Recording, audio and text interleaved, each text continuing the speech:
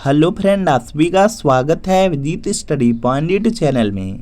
आज के इस वीडियो में यूपी वेट एंट्रेंस एग्जाम 2026 के लिए मॉडल टेस्ट पेपर करने वाले हैं। आज की इस वीडियो में हम प्रथम प्रश्न पत्र को सॉल्व करेंगे, जिसमें जीके और हिंदी के प्रश्न रहने वाले हैं। तो वीडियो को शुरू से लेकर अंत तक देखिएगा। चैनल पर नए चैनल को सब्सक्राइब कर लीजिएगा। PDF के लिए विदित स्टडी पॉइंट टेलीग्राम चैनल को ज्वाइन कर लीजिएगा। यूपी वेट एंट्रेंस एग्जाम आपका 31 मई को होने वाला है। बहुत कम समय इस एग्जाम में बचा हुआ है। और यूपी वेट एंट्रेंस एग्जाम में देखेंगे 200 प्रश्न पूछा जाता है। 400 नंबर का एग्जाम होता है।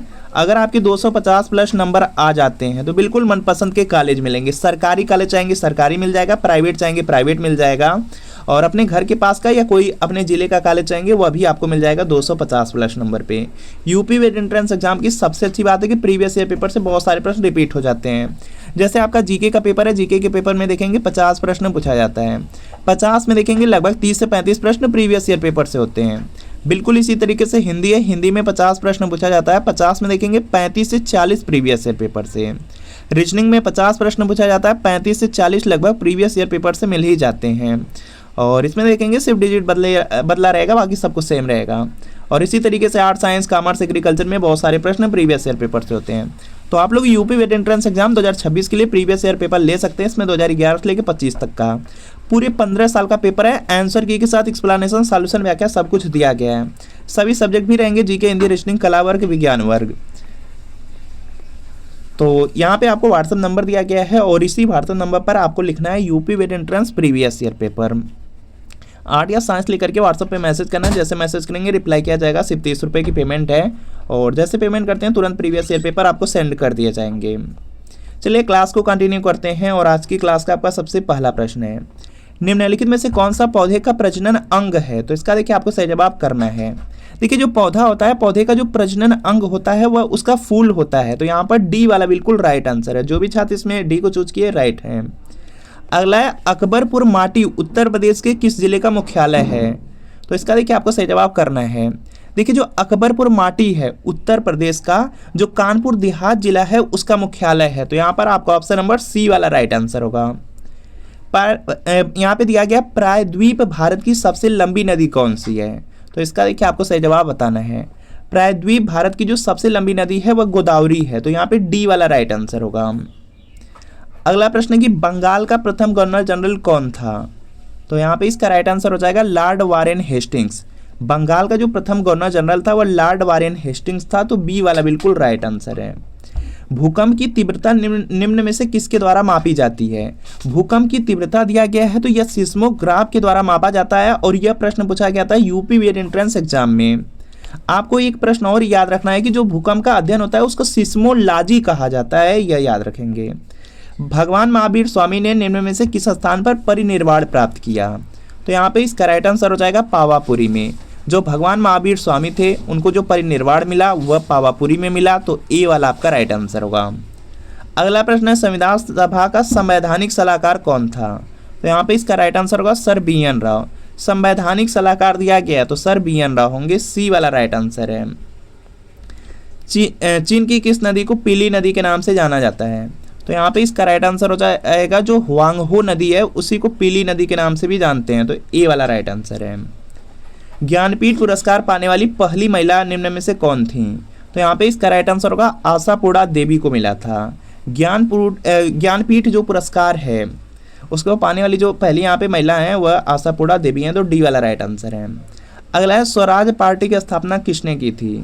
तो इसका देखिए आपको सही जवाब करना है। स्वराज पार्टी की जो स्थापना है चित्तरंजन दास ने किया है। ए वाला आपका राइट आंसर इंपॉर्टेंट है। शुष्क सेल में कैथोड का कार्य करता है। जो देखिए शुष्क सेल होता है उसमें जो कैथोड का कार्य करता है वह ग्रेफाइट की उसी में छड़ लगी रहती है। तो यहाँ पर सी वाला बिल्कुल राइट आंसर है। निम्न में से कौन सी गैस ग्रीन हाउस गैस नहीं है? तो इसका देखिए आपको सही जवाब करना है। ग्रीन हाउस जो गैस होता है उसमें कार्बन डाइऑक्साइड आता है, कार्बन मोनोऑक्साइड और CFC क्लोरोफ्लोरोकार्बन, ये सब आते हैं। नाइट्रोजन नहीं आएगा। तो ए वाला आपका राइट आंसर होगा। अगला है, ध्वनि का सर्वाधिक वेग किस में होता है? तो यहाँ पे इसका राइट आंसर होगा जो इस्पात होता है। इस्पात में देखेंगे ध्वनि का जो वेग होता है वह सबसे तेज होता है।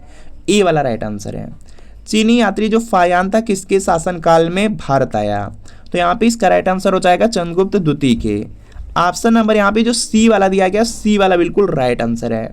और भारत का नेपोलियन समुद्रगुप्त को कहा जाता है, यह पॉइंट याद रखेंगे और यही पूछा गया था बीएड में। कौन सा विटामिन घाव शीघ्र भरने में सहायक होता है? तो यहाँ पे इसका राइट आंसर होगा विटामिन के।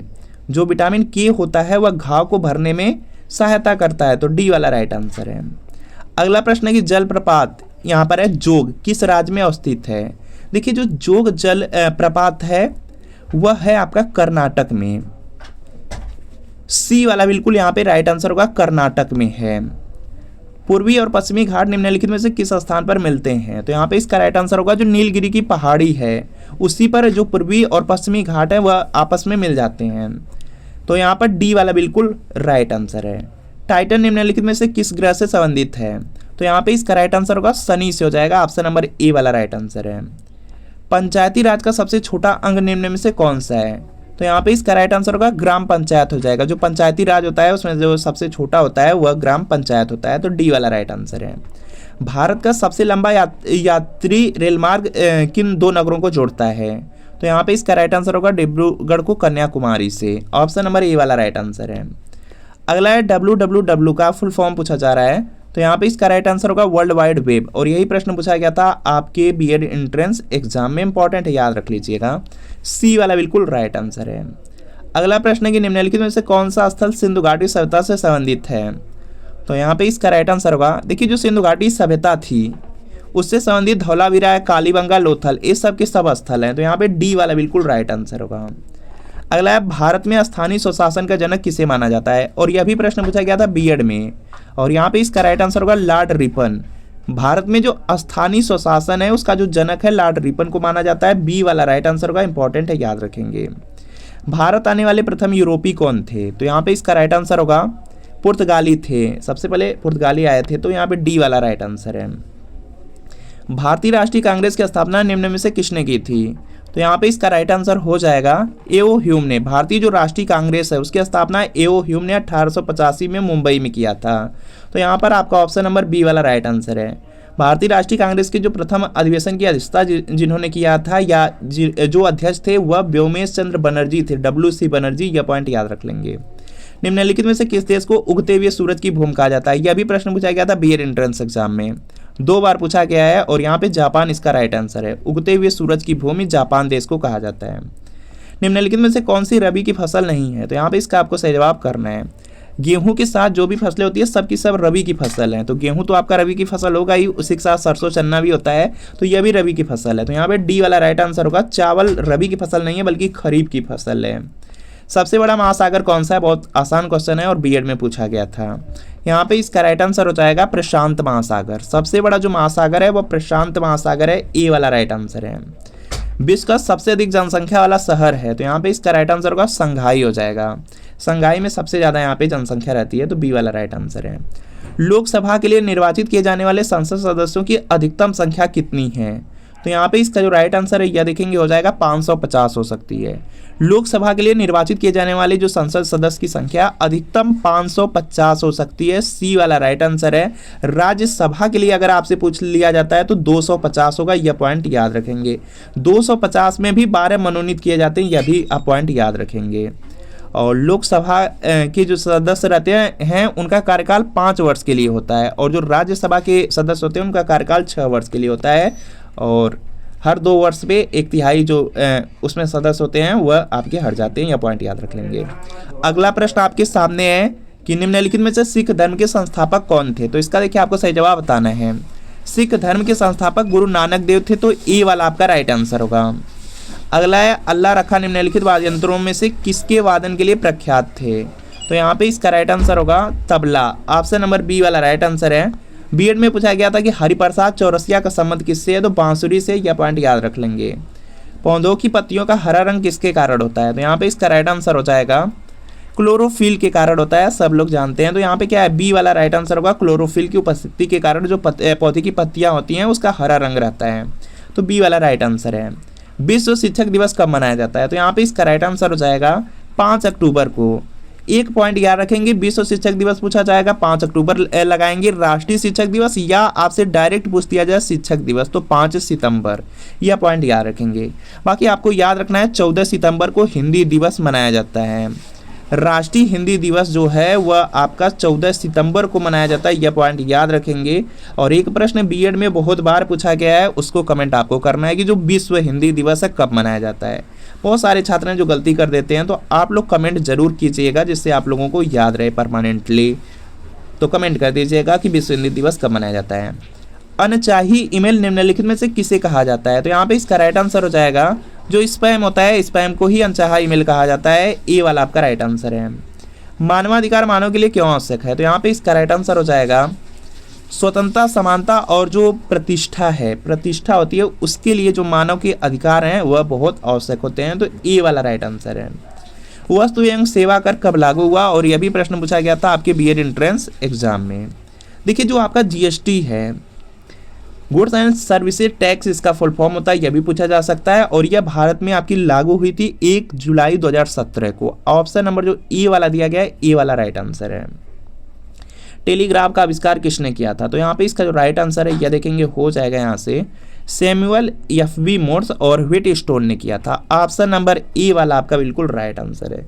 इस तरह से प्रश्न पूछा जाता है। बीएड में एक बार पूछा गया था, बीएड में पूछा गया था कि रेडियो का आविष्कार किसने किया? तो आपको याद रखना है जी मार्कोनी। और टेलीविजन का भी आविष्कार बीएड में पूछा गया था, तो जे.एल. बेयर्ड ने किया था। आपको कमेंट करना है, अभी रिसेंटली एग्जाम हुआ था उसमें पूछा गया था कि टेलीफोन का आविष्कार किसने किया, तो आप लोग कमेंट कर दीजिएगा टेलीफोन का आविष्कार किसने किया है, या आप लोग कमेंट जरूर कीजिएगा।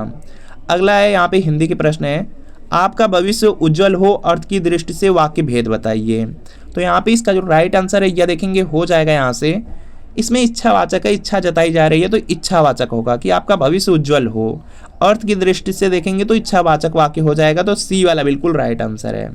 निम्न में कौन सा वाक्य कर्तृवाच्य? कर्तृवाच्य का मतलब होता है कि कर्ता के अनुसार उसमें क्रिया लगेगी। तो यहाँ पर देखेंगे दिया गया है अध्यापक ने विद्यार्थियों को पाठ पढ़ाया। अध्यापक ने विद्यार्थियों को पाठ पढ़ाया, जो क्रिया कर्ता के अनुसार लग रही है तो कर्तृवाच्य इसमें होगा, तो बी वाला राइट आंसर है। ल और स का उच्चारण स्थान किस स्थान से होता है? तो यहाँ पे इसका राइट आंसर होगा दंत से होता है। ऑप्शन नंबर बी वाला बिल्कुल राइट आंसर है। कंठ से क वर्ग में जितने भी वर्ण हैं सभी का उच्चारण स्थान कंठ है। उसके बाद देखेंगे च वर्ग आता है, च वर्ग में जितने भी वर्ण हैं उन सभी का उच्चारण स्थान आपका तालब या तालु है, यह पॉइंट याद रखेंगे। उसके बाद मूर्धा होता है, मूर्धा ट वर्ग होता है। मूर्धा आपका यहाँ पे ट वर्ग में जो भी वर्ड आएंगे मूर्धा या मूर्धन के अंतर्गत आएंगे। उसके बाद त वर्ग होता है, त वर्ग में आपका दंत हो जाएगा। उसके बाद प वर्ग है, प वर्ग में जितने भी वर्ड हैं सभी का उच्चारण स्थान ओष्ठ है, याद रख लेंगे। दिए गए विकल्पों में से रिक्त स्थान के लिए सही विकल्प बताइए। आदि कवि खालिस्तान ने संस्कृत में रामायण की रचना की। तो यहाँ पे इसका राइट आंसर होगा जो वाल्मीकि थे। आदि कवि जो वाल्मीकि थे, वाल्मीकि ने ही संस्कृत में रामायण की रचना की, तो ए वाला राइट आंसर है। स्वरों का उच्चारण, तो यहाँ पे इसका राइट आंसर होगा बिना किसी की सहायता से होता है। स्वर का जो उच्चारण होता है वह बिना किसी की हेल्प से, बिना किसी की सहायता से होता है, तो डी वाला बिल्कुल राइट आंसर होगा। इसके बाद देखेंगे नेक्स्ट है कि जिस भाषा का अनुवाद किया जाता है उसे क्या कहते हैं? तो यहाँ पे इसका राइट आंसर होगा उसको स्रोत भाषा कहते हैं, ए वाला आपका राइट आंसर है। अगला है कि दिए गए विकल्पों से रिक्त स्थानों के लिए उचित मुहावरे का प्रयोग कीजिए। पुलिस को देखकर चोर यहाँ पे हो गया, तो आप लोग पहले से मुहावरा पढ़ते आ रहे हैं कि पुलिस को देख करके चोर 9 2 11 हो गया, मतलब भाग गया, तो ए वाला आपका राइट आंसर होगा। निम्नलिखित शब्दों में से कौन सा शब्द सूर्य का पर्यायवाची नहीं है? सूर्य का पर्यायवाची दिवाकर होता है, आप जानते हैं, प्रभाकर होता है, भास्कर होता है, सुधाकर नहीं होगा, तो सी वाला बिल्कुल राइट आंसर होगा। अगला प्रश्न है कि दिए गए विकल्पों में से अमृत का विलोम शब्द बताएं। तो यहाँ पे इसका राइट आंसर होगा विष हो जाएगा। अमृत, अमृत का यहाँ पे जो विलोम होगा वह क्या होगा? विष हो जाएगा, तो सी वाला राइट आंसर होगा। श्री रामचरितमानस की रचना किस कवि ने की? तो यहाँ पे इसका राइट आंसर होगा तुलसीदास ने किया था। श्री रामचरित जो मानस है उसकी जो रचना है तुलसीदास ने किया है, तो सी वाला बिल्कुल राइट आंसर है। माता पिता दोनों प्रसन्न थे, इस वाक्य में माता पिता के मध्य कौन सा विराम चिन्ह लगेगा? यहाँ पे चिन्ह लगा हुआ भी है, तो यह देखेंगे आपका होता है योजक चिन्ह, इसको कहा जाता है, योजक चिन्ह कहा जाता है, तो सी वाला बिल्कुल राइट आंसर है। अगला है हिंदी को भारत की राजभाषा कब बनाया गया? तो यहाँ पे इसका राइट आंसर होगा 14 सितंबर 1949 को जो हिंदी भाषा थी उसको भारत की राजभाषा बनाया गया। यहाँ पर देखेंगे राजभाषा लिखा गया, यह पॉइंट याद रखेंगे, सी वाला राइट आंसर है। निम्नलिखित शब्दों में कौन सा शब्द समुद्र का पर्यायवाची है? तो यहाँ पे इसका राइट आंसर हो जाएगा जो रत्नाकर दिया गया है यही समुद्र का पर्यायवाची है। और जो जल का पर्यायवाची है अगर उसी के लास्ट में धी लगा देंगे तो वह समुद्र का पर्यायवाची बनता है, यह पॉइंट याद रखेंगे। जल के पर्यायवाची में अगर लास्ट में द लगा देंगे तो वह बादल का पर्यायवाची बनेगा। जल के पर्यायवाची में लास्ट में ज लगा देंगे तो वह कमल का पर्यायवाची बनेगा। संधि के कितने भेद होते हैं? तो संधि के आपके 3 भेद होते हैं। तो यहाँ पर आपका ऑप्शन नंबर सी वाला राइट आंसर है। स्वर संधि, व्यंजन संधि, विसर्ग संधि, तो सी वाला राइट आंसर है। अगला प्रतिध्वनि में कौन सा उपसर्ग है? तो यहाँ पे इसका राइट आंसर होगा उपसर्ग के बारे में जानते हैं कि शब्दों में आगे ही लगे होते हैं, शब्दांश होते हैं, तो यहाँ पे ए वाला राइट आंसर है प्रति। कारज किस प्रकार का शब्द है? देखिए जो कारज है वह आपका अर्ध तत्सम के अंतर्गत आ जाता है, तो यहाँ पे बी वाला बिल्कुल राइट आंसर है। अगला लड़का कौन सी संज्ञा है? तो यहाँ पे इसका राइट आंसर होगा जातिवाचक संज्ञा के अंतर्गत आता है, तो यहाँ पर बी वाला बिल्कुल राइट आंसर है। प्रयोग के आधार पर शब्द कितने प्रकार के होते हैं? तो यहाँ पे इसका राइट आंसर होगा 2। प्रयोग के आधार पर शब्द के बारे में पूछा गया तो 2 होगा, ए वाला राइट आंसर होगा। अधिसूचना प्रकाशित होती है, तो यहाँ पे इसका राइट आंसर हो जाएगा सरकारी गजट में। जो अधिसूचनाएं होती हैं वह सरकारी गजट में ही देखने को मिलती हैं, तो ए वाला राइट आंसर होगा। निम्नलिखित विकल्पों में से कौन सा शब्द सरल शब्द का विलोम शब्द नहीं है? तो यहाँ पे इसका राइट आंसर होगा, देखिए जो सरल है, सरल का यहाँ पे जो आपका विलोम होता है वह तो कठिन होता है जानते ही हैं, वक्र भी हो सकता है, कुटिल भी होता है, तो यहाँ पे क्या होगा? निरर्थक नहीं होगा, तो डी वाला राइट आंसर है। बाकी के सब सरल के विलोम शब्द हैं। अगला है कि रचना के आधार पर वाक्य कितने प्रकार के होते हैं? रचना के आधार पर पूछा गया, ध्यान देंगे, तो यहाँ पे इसका राइट आंसर होगा 3 हो जाएगा। ऑप्शन नंबर जो बी वाला दिया गया, बी वाला बिल्कुल राइट आंसर है। अगला है संक्षेपण मूल पाठ से कितने कम शब्दों में लिखना होता है?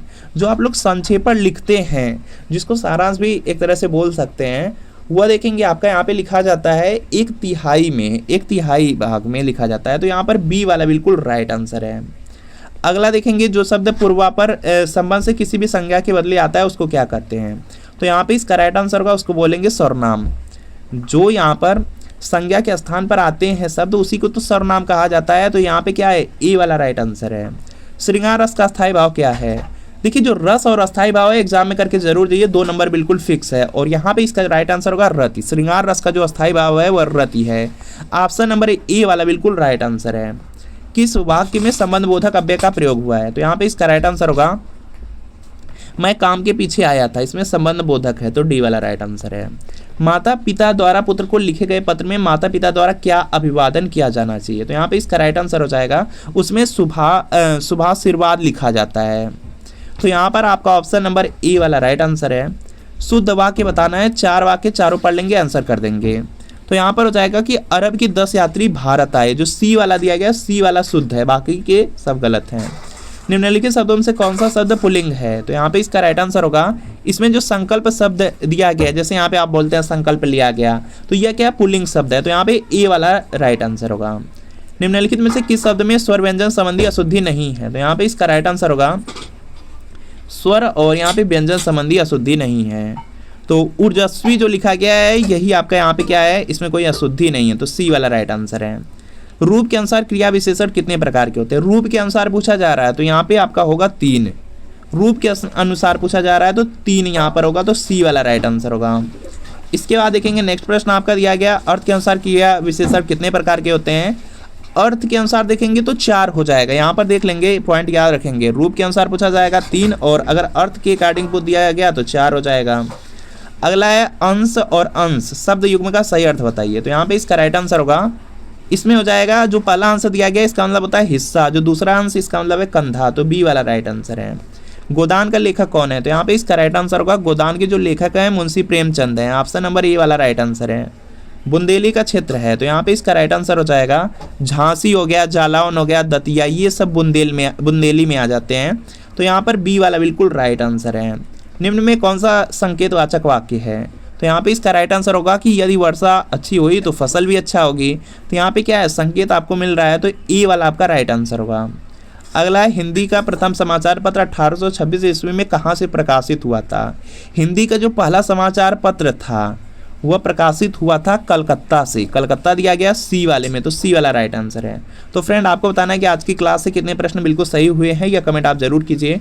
और अगर यूपी वेट एंट्रेंस एग्जाम की तैयारी कर रहे हैं, सरकारी कॉलेज से बीएड करना है या अच्छा नंबर लाना है, तो प्रीवियस ईयर पेपर जरूर लीजिए।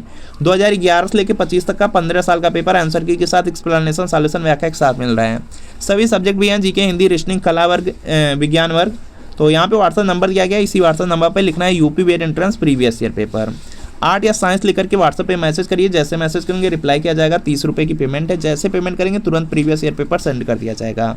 तो व्हाट्सएप पे मैसेज जरूर कर लीजिए और प्रीवियस ईयर पेपर जरूर ले लीजिए।